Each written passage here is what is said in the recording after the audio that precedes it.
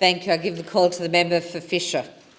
Thank you, Madam Deputy Speaker. And I rise today in support of the motion moved by my learned friend. Now, this is a matter of it's like a tale of two cities, a tale of two budgets. The Queensland government handed down its budget just last week, and I note that the member for Oxley, whilst using a prop of a newspaper, talked about jobs bonanza for Logan. Let me tell you, Madam Deputy Speaker, there was no such newspaper front page on the Sunshine Coast Daily. In fact, it was quite the opposite. They don't care about the coast. They don't care about those opposite and the state members and the Labor Party. They don't care about the Sunshine Coast. So let me talk a little bit about the two budgets in comparison. So let's look at the federal budget, and it's all about jobs. The federal budget for the Sunshine Coast provided $929.3 million upgrade between Caloundra Road and Sunshine Motorway. Now, that's an 80-20 split, I'll give them that much. But we also provided $650 million in highway upgrades south of Caloundra. But interestingly, do you know what?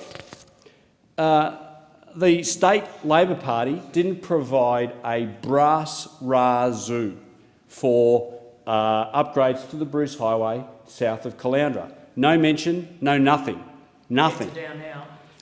Well, Look at their heads, they're down. yeah, it's funny about that, isn't it? Zero, It's funny. nothing. Now, on our side of the fence, we also provided $182.6 million for critical safety upgrades, and another $221 million has been invested in high-risk rural parts of the highway. Now, Madam Deputy Speaker, Struggle hearing the debate here. I'm having trouble hearing myself. $180 million for works at the Nambour roundabout. A total of $1.6 billion that the federal government is spending on the Bruce Highway in my neck of the woods and neck of the woods of the member for Fairfax.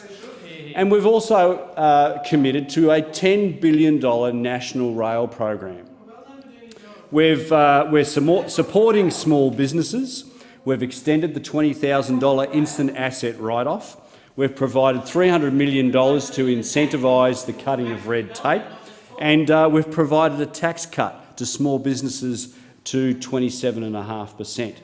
We're also supporting education, because education delivers the jobs of the future. The federal government has committed $266 million extra over 10 years for schools in Fisher. It's an average of $7.5 million average per school.